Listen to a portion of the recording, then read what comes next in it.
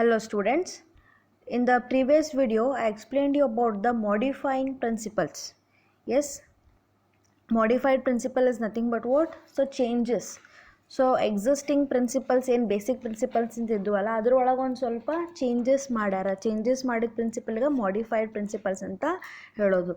So in this video that is the continuation part. ಯಾಕಂದರೆ ಹಿಂದಿನ ನಿಮ್ಮನ್ನ ಎರಡೇ ಹೇಳಿದ್ದೆ ಬೇಕಂತೆ, ಯಾಕಂದರೆ ನಿಮ್ಗೆ ಸ್ವಲ್ಪ ಕನ್ಫ್ಯೂಷನ್ಸ್ ಆಗಬಾರ್ದು, ಕ್ಲಿಯರ್ ಅರ್ಥ ಆಗಲಿ ಅಂತೇಳಿ ಎರಡೇ ಮಾಡಿಫೈಡ್ ಪ್ರಿನ್ಸಿಪಲ್ಸನ್ನು ಎಕ್ಸ್ಪ್ಲೇನ್ ಮಾಡಿದ್ದೆ. Still two are there, so that we are discussing in this video. Okay, so let us see the third one. What is that? Materiality principle. Okay, third modifying principle. So accounting principles, they are classified into two important groups: basic accounting principle and modifying principle. So modifying principles naga ನಿಮಗೆ main study purpose ಇದ್ದಿದ್ದು ಅಂದರೆ explanation ಇರೋದಂದ್ರೆ 4 ಇದಾವೆ. So ಹಿಂದಿಂದ್ರಾಗ ನಿಮಗೆ consistency principle, conservatism principle ಹೇಳಿದ್ದೆ last ವಿಡಿಯೋನಾಗ. ಈ ವಿಡಿಯೋನಾಗ materiality principle and uniformity principle study ಮಾಡೋಣ. So let us start first one, that is materiality principle. So what is this materiality? So materiality ಅಂದ್ರೆ ನಿಮ್ಮ ತಲೆಯೊಳಗೆ ಫಸ್ಟ್ ವರ್ಡ್ ಏನು ಬರಬೇಕಂದ್ರೆ material. Material is nothing but what? So the main stock, or we can say the main items. Okay, so let us see what this principle say. According to this principle, only the significant information which is material in nature is disclosed in the financial statements. You are getting this sentence? So according to this materiality principle, ಇದು ಏನು ಹೇಳಗತ್ತಂದ್ರೆ in the financial statements we have to disclose. So disclose is nothing but what? Showing. So disclose what the things you have to disclose? You have to disclose the significant information. Significant is nothing but what? Important information which is material in nature. So material ಅಂದ್ರೆ ನಮಗೆ ಅಳದು ತೂಗಿ ಮಾಡ್ಲಿಕ್ಕೆ ಬರ್ತಿರ್ಬೇಕ್ರಿ. So ಅಂಥ information ಅಷ್ಟೇ ನಾವೇನು ಮಾಡ್ತೀವಿ? Disclose ಮಾಡ್ತೀವಿ. Okay, so according to materiality principle, it is saying that significant information which is material in nature, is to be disclosed in the financial statements. ಇನ್ನೊಂದು ಮೀನಿಂಗ್ ಏನು ಹೇಳ್ತದೆ ನೋಡ್ರಿ, it is for the preparation of accounts to interpret what is and what is not material. So ಆಗಡೆ ಏನು ಹೇಳಿದ್ರು, material in nature ಅಂತ ಇರಬೇಕು. So information what you disclose it should be material in nature. ಈ material ಅಂದರೆ ಏನು ರೀ? So what is material and what is not material for the business purpose. So ಇಲ್ಲಿ ನಿಮ್ಗೊಂದು ಎಕ್ಸಾಂಪಲ್, ಇಂಕ್. ಸೊ ನೀವು stationery items purchase ಮಾಡಿದ್ರಿ, like example pen and ink of that pen, rubber, so papers, so files, ಈ ಥರ ಏನಾರು purchase ಮಾಡಿದ್ರಿ ಅಂದ್ರೆ, so that will be not called as actually were materials. So see example, the purchase of pen, ink, rubber, etc. which fetches small value is not treated as asset, but it is treated as a expense of the business.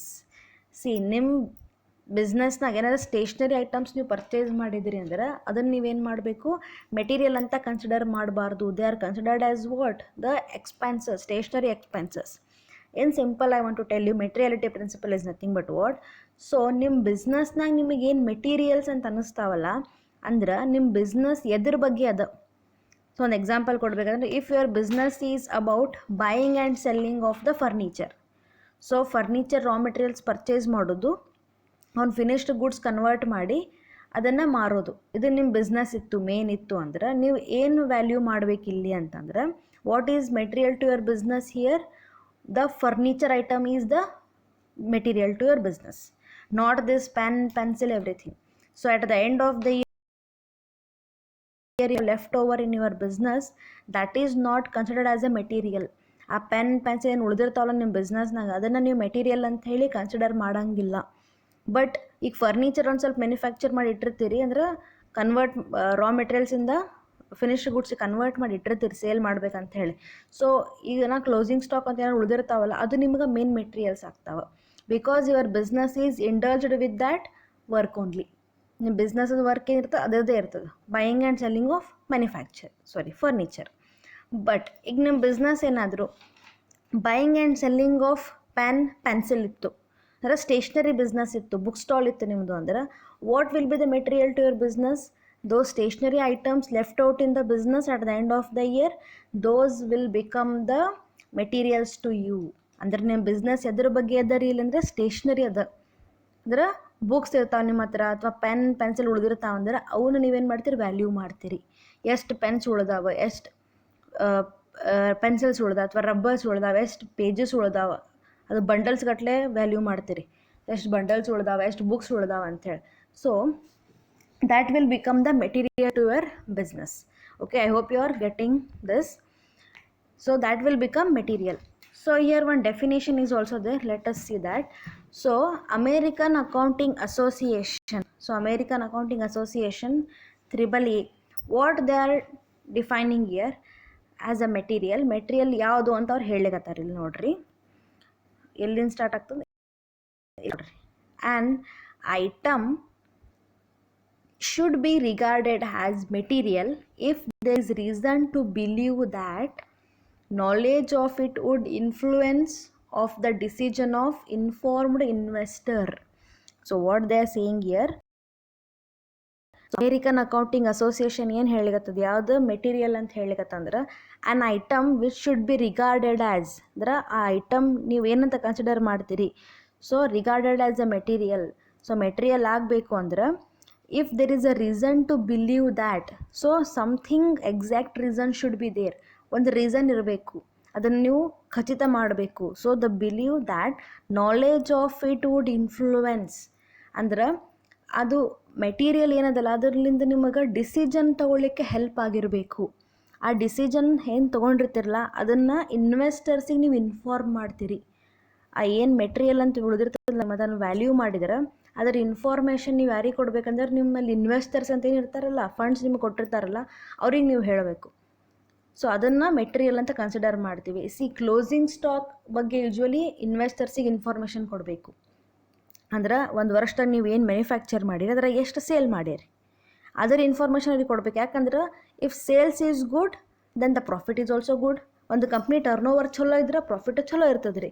So ಅದಕ್ಕೆ investors ಏನಿರ್ತಾರೆ, they are eager to know the turnover of the business. Usually ನೀವು ನೋಡಿರ್ಬೋದು ಎಷ್ಟೋ business, Tata ಇರ್ಬೋದು, ರಿಲಯನ್ಸ್ ಇರ್ಬೋದು, so Wipro, so ಭಾಳಷ್ಟು like manufacturing units ಇರ್ಬೋದು, ಭಾಳಷ್ಟು ಕಂಪ್ನಿಗಳು ತಮ್ಮ ಟರ್ನ್ ಓವರ್ ಎಷ್ಟದ ಅಂತೇಳಿ ಎಕ್ಸ್ಪ್ರೆಸ್ ಮಾಡ್ತಾರೆ ರೀ.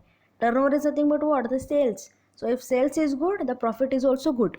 ಸೊ ಅದು ಏನಾಗ್ತದೆ ರೀ, ಡಿಸಿಷನಿಗೆ ಹೆಲ್ಪ್ ಆಗ್ತದೆ, ಬಿಸ್ನೆಸ್ ಡಿಸಿಷನಿಗೆ ಹೆಲ್ಪ್ ಆಗ್ತದೆ.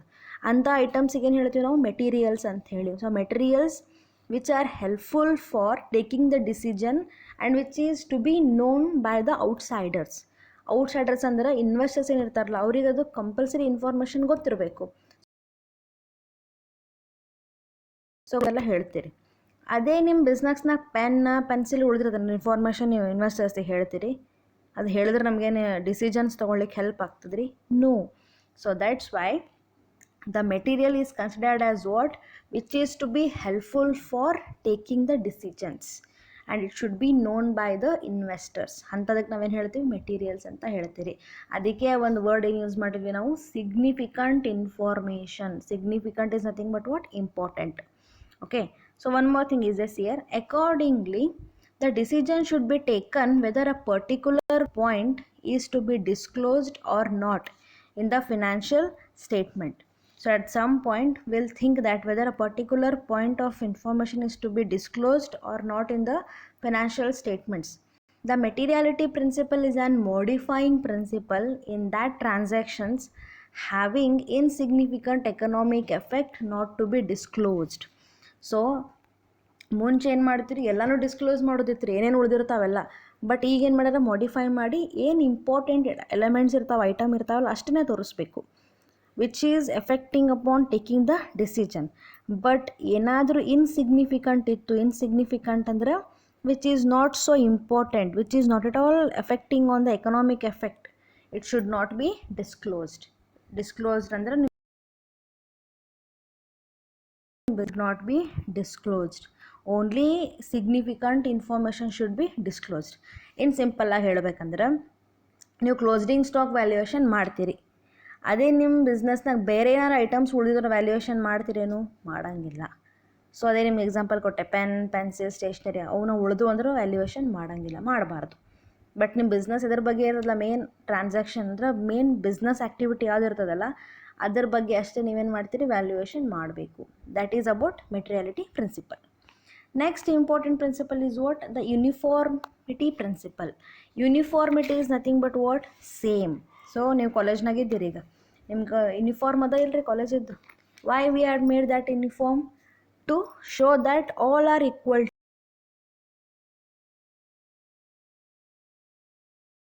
ಟು ಮೇಂಟೈನ್ ದ ಡಿಸಿಪ್ಲಿನ್ಸಿ ಮೇಂಟೈನ್ ಮಾಡಬೇಕಲ್ಲ, ಅದಕ್ಕೆ ಯೂನಿಫಾರ್ಮ್ ಇರ್ತದೆ. ಸೊ ಇಲ್ಲೂ ಒಂದು ಏನದ ಯೂನಿಫಾರ್ಮಿಟಿ ಪ್ರಿನ್ಸಿಪಲ್ ಅಂತದ. So what it says abouts here, the information that is given to the users of financial reports should be current and supplied frequently. So whatever information you are giving to the users ಅಂದರೆ information ಮಾಹಿತಿನ refer ಮಾಡೋರು. So investors ಇರ್ಬೋದು, ಅಥವಾ ನಿಮ್ಮ ಬಿಸ್ನೆಸ್ಸಿಗೆ ಭಾಳ ಜನ ನಿಮ್ಮ ಬಿಸ್ನೆಸ್ ರಿಪೋರ್ಟ್ಸ್ ಬೇಕಾಗಿರ್ತಾವೆ, ಇನ್ಫಾರ್ಮೇಷನ್ ಬೇಕು. There various parties. ಸೊ ಅವ್ರಿಗೆ ನೀವು ಯಾವ ಥರ ಇನ್ಫಾರ್ಮೇಷನ್ ಪ್ರೊವೈಡ್ ಮಾಡಬೇಕಂದ್ರೆ, should have current information. Current means recent information, and which is to be given supplied frequently ಅಂದರೆ ರೆಗ್ಯುಲರಾಗಿ ನೀವು ಇನ್ಫಾರ್ಮೇಷನ್ ಕೊಡಬೇಕು. ಒಮ್ಮೆ ಇನ್ಫಾರ್ಮೇಷನ್ಸ್ ಕೊಟ್ಟರೆ ಮುಗಿದು ಬಿಡಂಗಿಲ್ಲ ರೀ, no. So which should be updated. So update ಮಾಡ್ತಿರ್ಬೇಕು ಯಾವಾಗಲೂ information. For the convenience of the users, the uniform postulates, concepts, policies and practices are to be followed by the business enterprises. That means what? So ಈಗ ಬಿಸ್ನೆಸ್ನಾಗ ಒಂದು policy ಏನೋ starting ಅವ್ರು adapt ಮಾಡ್ಕೊಂಡಿರ್ತಾರೆ. Policy ಅನ್ರಿ, principal ಅನ್ರಿ, methods ಅನ್ರಿ. So ಅದನ್ನೇ ಯಾವಾಗಲೂ ಮಾಡ್ತಿರ್ತಾರೆ ಫಾಲೋ. ಬಟ್ ಏನಾರು ಚೇಂಜಸ್ ಮಾಡಿದ್ರು ಇನ್ ಬಿಟ್ವೀನ್ ಅಂದ್ರೆ that is to be inform to the users. ಅದನ್ನೇನು ಮಾಡಬೇಕು, ಅವರಿಗೆ ಇನ್ಫಾರ್ಮೇಷನ್ ಕೊಡಬೇಕು. ನಾವು ಹಿಂಗೆ ಚೇಂಜಸ್ ಮಾಡೀವ್ರಿ, ನಮ್ಗೆ ಹಿಂಗೆ ಪ್ರಾಬ್ಲಮ್ ಆಗಿತ್ತು ನಮ್ಮ ಬಿಸ್ನೆಸ್ನಾಗ, ಅದಕ್ಕೆ ನಾವು ಚೇಂಜ್ ಮಾಡೀವಿ. ಸೊ ಈಗ ವ್ಯಾಲ್ಯೂಯೇಷನ್ ಆಫ್ ಇನ್ವೆಂಟ್ರಿ ಎಕ್ಸಾಂಪಲ್ ತೊಗೊಂಡ್ರೆ, ಲೀಫೋ ಮೆಥಡ್ ಫಾಲೋ ಮಾಡ್ತಿದ್ರಿ, ಫಿಫೋ ಮೆಥಡಕ್ಕೆ ಶಿಫ್ಟ್ ಮಾಡಿರಿ. ಅದಕ್ಕೆ ಶಿಫ್ಟ್ ಮಾಡಿ ಅಂತ ರೀಸನ್ಸ್ ಕೊಡಬೇಕು. So you have to inform them what are the decisions you are taken. ಸೊ ಇನ್ನೊಂದಿಷ್ಟು ಎಕ್ಸಾಂಪಲ್ ಕೊಟ್ಟಾರೆ ನೋಡ್ರಿ, like bank, company. So banks have to prepare financial statements. So banks have to prepare the financial statements obviously. So according to Indian banking regulation act. So banking regulation act ಏನು ಹೇಳ್ತದಲ್ಲ ಆ ಥರ ಪ್ರೊಸೀಜರ್ಲೇನೆ follow ಮಾಡಬೇಕು. So ತಮ್ಮದೇ own prepare ಮಾಡ್ತೀವಿ ಅಂದ್ರೆ ಇಲ್ಲ. In case ಅವ್ರು ಏನಾದ್ರು ಚೇಂಜಸ್ ಮಾಡಿರಿ, ಮಾಡಿಫೈಡ್ ಮಾಡಿರಿ ಅಂದ್ರೆ ಮಾಡಬೇಕು. That means they have to make, and which is to be inform to the users also. And company, so ಮುಂಚೆ ನಾವೇನು ಮಾಡಿದ್ವಿ, 1956 ಅಂದರೆ ಕಂಪನೀಸ್ ಆ್ಯಕ್ಟ್ 1956 ಫಾಲೋ ಮಾಡ್ತಿದ್ವಿ. ಸೊ ರೀಸೆಂಟಾಗಿ 2013 ಅದನ್ನು ಮಾಡಿಫೈ ಮಾಡ್ಯಾರ, ಸ್ವಲ್ಪ ಚೇಂಜಸ್ ಮಾಡ್ಯಾರ. ಈಗಿನ ಕಂಪ್ನೀಸ್ ಏನು ಮಾಡ್ತಾರೆ, 2013 ಪ್ರಕಾರ ಏನು ಮಾಡ್ತಾರೆ, ತಮ್ಮದು ಕಂಪನಿ ಆ್ಯಕ್ಟಿವಿಟೀಸ್ ಅಥವಾ ಪಾಲಿಸೀಸ್ ಡಿಸಿಷನ್ಸನ್ನ ಫ್ರೇಮ್ ಮಾಡ್ಕೋತಾರೆ. ಸೊ ಇದಕ್ಕಿಂತ ಮುಂಚೆ 2013 ಮುಂಚೆ ಯಾವ ಕಂಪನಿ ಇತ್ತಲ್ಲ ಆ ಕಂಪನಿ ಏನಾರ ಮಾಡಿಫಿಕೇಷನ್ ಮಾಡ್ಕೊಂಡ್ರೆ ಅದನ್ನು ಯಾರಿಗೆ ಇನ್ಫಾರ್ಮ್ ಮಾಡಬೇಕು, to the users. Okay. So the companies have prepared the final accounts as per the schedules given in the Indian companies act 1956. So 1956 ಪ್ರಕಾರ ಏನು ಮಾಡ್ಯಾರ ಅವರು ಅಂದ್ರೆ, ಈಗೆಲ್ಲ ರೂಲ್ಸ್ ರೆಗ್ಯುಲೇಷನ್ಸ್ ಫಾಲೋ ಮಾಡ್ತಿದ್ರು. ಸೊ 2013 ಮಾಡಿದ್ರಲ್ಲ ಅವಾಗ ಏನು ಮಾಡ್ತಿರು, ಸ್ವಲ್ಪ ಚೇಂಜಸ್ ಮಾಡ್ತಾರೆ. ಹಾಗೆ ಅಕೌಂಟಿಂಗ್ ಸ್ಟ್ಯಾಂಡರ್ಡ್ಸ್ ಇರ್ತಾವೆ, ಅವೆಲ್ಲ ಚೇಂಜಸ್ ಮಾಡ್ತಾ ಹೋಗ್ತಾರೆ. ಸೊ ನಿಮ್ಗೆ ಎಕ್ಸಾಂಪಲ್ ಕೊಡಬೇಕಂದ್ರೆ, ಮುಂಚೆ GST ಫಾಲೋ ಮಾಡ್ತಿರಲಿಲ್ಲ. ಅವಾಗ ಇಂಡೈರೆಕ್ಟ್ ಟ್ಯಾಕ್ಸಸ್ ಭಾಳ ಇದ್ದು, ವ್ಯಾಟ್ ಅಂತ ಕೊಡ್ತಿದ್ರು, ಸೇಲ್ಸ್ ಟ್ಯಾಕ್ಸ್ ಅಂತ ಕೊಡ್ತಿದ್ರು, ಸೊ ಸೆಸ್ ಅಂತೆಲ್ಲ ಪ್ರೊವೈಡ್ ಮಾಡ್ತಿದ್ವಿ. ಬಟ್ ಈಗೇನು ಮಾಡ್ತಾರೆ ರೀ, ಸೇಲ್ಸ್ ಮಾಡೋದು, GST ಅದರ ಬಗ್ಗೆ ಅಂದರೆ ಸರ್ವಿಸ್ ಸೆಕ್ಟರ್ದವರು GST ಪೇ ಮಾಡ್ಬೇಕು ಮೇನ್ಲಿ ಕಂಪ್ನೀಸ್ ಎಲ್ಲರೂ. ಸೊ GST ಪೇಮೆಂಟ್ ಮಾಡಿ ಅದರ ಪ್ರಕಾರ ಏನು ಮಾಡಿದರು, ರೂಲ್ಸ್ ರೆಗ್ಯುಲೇಷನ್ಸ್ ಚೇಂಜ್ ಮಾಡಿದರು, ಅದರ ಅವೇರ್ನೆಸ್ ಕ್ರಿಯೇಟ್ ಮಾಡಿದ್ರು ಈಗ. ಸೊ ಈಗ ರೀಸೆಂಟ್ ಏನು ಚೇಂಜಸ್ ಆಗ್ಯದಲ್ಲ ಅದನ್ನು ಯಾರಿಗೆ ಇನ್ಫಾರ್ಮ್ ಮಾಡಿದರು, to the users of the information. So why means to have a transparency. ಎದಕ್ಕೆ ಇನ್ಫಾರ್ಮೇಷನ್ ಕೊಡಬೇಕಂದ್ರೆ, ನಮ್ಮ ಬಿಸ್ನೆಸ್ನಾಗ ನಾವು ಏನೂ ಬೇರೆ ರೀತಿ ಆ್ಯಕ್ಟಿವಿಟೀಸ್ ಮಾಡೋಂಗಿಲ್ಲ, ಏನೂ ಮ್ಯಾನಿಪುಲೇಷನ್ ಮಾಡೋಂಗಿಲ್ಲ, ಎಲ್ಲನೂ ಯೂನಿಫಾರ್ಮ್ ಆಗಿ ಮೇಂಟೈನ್ ಮಾಡ್ತೀವಿ, ಅಂದರೆ ಸೇಮ್ ಮೇಂಟೈನ್ ಮಾಡ್ತೀವಿ ಅಂತ ಹೇಳಲಿಕ್ಕೆ. What are the advantages of this uniformity principles here? So first one, the principle of uniformity is useful to the users in making proper comparison between different firms. So uniformity ಅಂದರೆ ಏನು ಹೇಳಿದ್ವಿ ಆಗಲೇ, same ಅಂತ ಹೇಳಿ. So ಈಗ ನಮ್ಮದೆಲ್ಲ performance same ಇತ್ತು ನಮ್ಮ ಕಂಪ್ನಿ ಇನ್ನೊಂದು ಕಂಪನಿಂದ, ನಾವು ಕಂಪೇರ್ ಮಾಡಿದಾಗ ನಮ್ಮ ರಿಸಲ್ಟ್ ಈಸಿ ಸಿಗ್ಬಿಡ್ತದೆ ರೀ. Yes or no? Because we are also following same rules, they are also following same rules, same accounting principles, standards, everything. So results compare ಮಾಡಿದಾಗ ನಮಗೆ ಈಸಿಲಿ ಅದ್ರದ್ದು ಪರ್ಫಾರ್ಮೆನ್ಸ್ ಗೊತ್ತಾಗ್ಬಿಡ್ತದೆ on the same sector. Okay, and it helps the investors for decision making. Second point ಏನು ಹೇಳುತ್ತೆ ಅಂದರೆ it helps in decision making obviously. So ಇನ್ವೆಸ್ಟರ್ಸಿಗೆ ನೀವು ಖುಲ್ಲಾ ಟ್ರಾನ್ಸ್ಪರೆಂಟ್ ಇನ್ಫಾರ್ಮೇಷನ್ ಕೊಟ್ರಿ, ನಿಮ್ಮ ಬಿಸ್ನೆಸ್ನ ಹೆಂಗೆ ನಡೀತದೆ ಹಾಗೆ ನೀವು ಕೊಟ್ರಿ ಅಂದ್ರೆ ಅದರಿಂದ ಏನಾಗ್ತದೆ, ಅವರಿಗೆ ನಂಬಿಕೆ ಹುಟ್ಟುತ್ತದೆ ರೀ. ಈ ಬಿಸ್ನೆಸ್ನಾಗ ನಾವು ಇನ್ವೆಸ್ಟ್ ಮಾಡಿದ್ರೆ ನಮ್ಗೆ ಚಲೋ ರಿಟರ್ನ್ಸ್ ಬರ್ತದೆ. So we can ensure that we are investing in good company. So ಸ್ವಲ್ಪ ಇನ್ವೆಸ್ಟರ್ ಸೈಕಾಲಜಿ ಹೆಂಗಿರುತ್ತೆ ಅಂದ್ರೆ ಜಾಸ್ತಿ ಪ್ರಾಫಿಟ್ ಬೇಡ, ಬಟ್ ಎಂಥ ಕಂಪ್ನಿಯೊಳಗೆ ಇನ್ವೆಸ್ಟ್ ಮಾಡ್ತೀವಲ್ಲ ಅವ್ರು ಎಲ್ಲೂ ಮಾಲ್ ಪ್ರಾಕ್ಟೀಸ್ ಮಾಡಬಾರ್ದು. They have to follow the fair practice ಅಂದ್ರೆ ಪ್ರಾಮಾಣಿಕವಾಗಿ ಬಿಸ್ನೆಸ್ ಮಾಡಬೇಕು. ಎಲ್ಲೂ ಹಿಂಗೆ ಗಡ್ಬಡಿ ಮಾಡಬಾರ್ದು. ವಿಜಯ ಮಲ್ಯ ಮಾಡಿದೆ ಗೊತ್ತಿಲ್ಲರಿ, ಹಂಗೆ ಗಡ್ಬಡಿ ಮಾಡಬಾರ್ದು. ಸತ್ಯಂ ಕಂಪ್ಯೂಟರ್ಸ್ ಎಕ್ಸಾಂಪಲ್ ಕೊಡ್ತಿದ್ದೆ ನಿಮ್ಮ ಕ್ಲಾಸ್ನಾಗ. ಅವ್ರು ಏನು ಮಾಡಿ ಸತ್ಯಂ ಕಂಪ್ಯೂಟರ್ಸ್ ಎಲ್ಲ ತಮ್ಮ ಫಿನಾನ್ಷಿಯಲ್ ಸ್ಟೇಟ್ಮೆಂಟ್ಸಿಂದ ಚೇಂಜ್ ಮಾಡಿಬಿಟ್ಟಿದ್ರು, ಮ್ಯಾನಿಪುಲೇಷನ್ ಮಾಡಿಬಿಟ್ಟಿದ್ರು, ಇರ್ಲಾರ್ದೆಲ್ಲ ಹಾಕಿಬಿಟ್ಟಿದ್ರು. ಅವ್ರ ಹತ್ರ ಅಷ್ಟು ಅಸೆಟ್ಸ್ ಇರಲಿಲ್ಲ, ಬಿಲ್ಡಿಂಗ್ ಇರಲಿಲ್ಲ, ಅವೆಲ್ಲ ಚೇಂಜಸ್ ಮಾಡಿದ್ರು. ಎಲ್ಲ ಮೇನ್ ಮ್ಯಾನೇಜ್ಮೆಂಟ್ ಪೀಪಲ್ಲೇ ಕೂಡಿಸಿ ಚೇಂಜಸ್ ಮಾಡಿದ್ರಿ. ಅದು ಇನ್ವೆಸ್ಟರ್ಸಿಗೆ ಅಟ್ರ್ಯಾಕ್ಟ್ ಮಾಡೋ ಸಂಬಂಧ ಮಾಡ್ತಾರೆ, but that is not for long time. ಅದು ಲಾಂಗ್ ಟೈಮ್ ಸ್ಟೆಬಿಲಿಟಿ ಇರೋದಿಲ್ಲ, ಬರೀ ಶಾರ್ಟ್ ಪೀರಿಯಡ್. ಸ್ವಲ್ಪ ದಿವ್ಸನಾಗ ಗೊತ್ತಾಗ್ಬಿಡ್ತದೆ, ಎಲ್ಲರಿಗೆ ಜೈಲ್ನಾಗ ಕೂತಾರೆ. ಸೊ ಈ ಥರ ಆಗಬಾರ್ದು. ಅದಕ್ಕೆ ಯೂನಿಫಾರ್ಮಿಟಿ ಪ್ರಿನ್ಸಿಪಲ್ ಏನು ಹೇಳುತ್ತಂದ್ರೆ whatever you are showing you have to show in a correct way and give the current information. It should have a transparency ಅಂದರೆ ಗೊತ್ತಿಲ್ಲ ರೀ, ನೀವು ಯೂಶ್ವಲಿ ಅಸೈನ್ಮೆಂಟ್ಸ್ ಕೊಟ್ಟಾಗ ಅಥವಾ ಪ್ರೊಜೆಕ್ಟ್ಸ್ ಮಾಡಿದಾಗ ಟ್ರಾನ್ಸ್ಪರೆಂಟ್ ಶೀಟ್ಸ್ ಅಂತ ಹಾಕ್ತಿರಲ್ಲ, OHP ಶೀಟ್ಸ್ ಮತ್ತು ಮೇಲೆ ಅವು ಫುಲ್ ಟ್ರಾನ್ಸ್ಪರೆಂಟ್ ಇರ್ತಲ್ಲ ರೀ, ಒಳಗೆಲ್ಲ ಕಾಣಿಸೋದಂದ್ರೆ ಕ್ಲಿಯರ್ ಇರಬೇಕು, ಏನೂ ಹೈಡ್ ಇರಬಾರ್ದು. You should not hide anything, everything should be clear. So it is having some disadvantage also. What is the disadvantage here? Disadvantage of uniformity principle. Uniformity is different because existence of multiple accounting agencies and existing to various conflicting accounting theories. See, uniformity principle is having one disadvantage is that so it is different. So uniformity different ಅದ. ಯಾಕಂದ್ರೆ because ಅಂದರೆ ಎಲ್ಲ ಟೈಮ್ನಾಗೂ ನಾವು ಯೂನಿಫಾರ್ಮಿಟಿನೇ maintain ಮಾಡ್ಲಿಕ್ಕೆ ಆಗೋದಿಲ್ಲ, transparency maintain ಮಾಡ್ಲಿಕ್ಕೆ ಆಗೋದಿಲ್ಲ. ಹೇಳ್ತಾರಲ್ರಿ ಎಲ್ಲ ಟೈಮ್ನಾಗ ಹರಿಶ್ಚಂದ್ರನೇ ಆಗ್ಲಿಕ್ಕೆ ಆಗೋದಿಲ್ಲ. According to situation we have to make the changes. ಯಾವಾಗಲೂ ಸತ್ಯ ಮಾತಾಡ್ತೀವಿ ಅಂದರೆ ಎಲ್ಲ ಟೈಮ್ನಾಗ ಸತ್ಯ ಮಾತಾಡೋಂಗಿಲ್ಲ. ಬಟ್ ನೀವು ಅದ್ರ ಕ್ಲಾಸ್ನಾಗ ಯಾವಾಗಲೂ ಸತ್ಯ ಮಾತಾಡಿಲ್ಲ, ನಂಗೆ ಗೊತ್ತದ. ಬಟ್ ಯಾವಾಗಲೂ ಸತ್ಯನೇ ಮಾತಾಡಬೇಕಂತಿಲ್ಲ. ಸಮ್ಟೈಮ್ಸ್ ಏನಾಗ್ಬಿಡ್ತದೆ, according to situation we need to speak up some lie. Yes, ಸ್ವಲ್ಪ ಸುಳ್ಳು ಹೇಳೂ ಬೇಕಾಗ್ತದೆ. ಸೊ ಅದನ್ನೇ ಏನು ಹೇಳ್ತಾರೆ ಇಲ್ಲಿ, ಎದಕ್ಕೆ ಸುಳ್ಳಾಗ್ತಂದ್ರೆ because of existence of multiple accounting agencies and conflicting accounting theories. Some of the theories are there which is influencing on accounting principles. So which will make the confusions create ಆಗಿಬಿಡ್ತದೆ. ಸೊ ಒಬ್ಬರು ಒಂದು ಹೇಳೋದು ಮಾಡೋದ್ರಿಂದ ಕನ್ಫ್ಯೂಷನ್ಸ್ ಕ್ರಿಯೇಟ್ ಆಗೋ chances ಇರ್ತಾವೆ ರೀ. So ಅದರ ಸಂಬಂಧ ಏನಾಗ್ತದೆ, ಯೂನಿಫಾರ್ಮಿಟಿ ಎಲ್ಲ ಟೈಮ್ನಾಗೂ ಮೇಂಟೈನ್ ಮಾಡೋದು ಒಂದು ಸ್ವಲ್ಪ ಡಿಫಿಕಲ್ಟ್ ಅದ ಅಂತ ಹೇಳ್ತಾರೆ.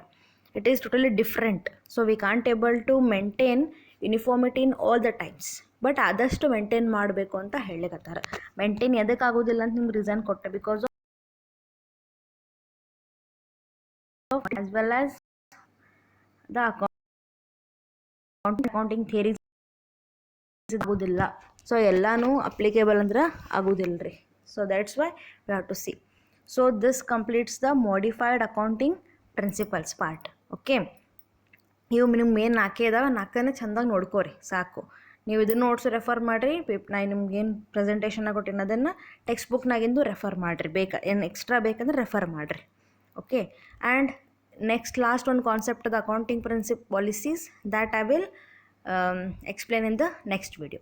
Okay, I hope you understood this.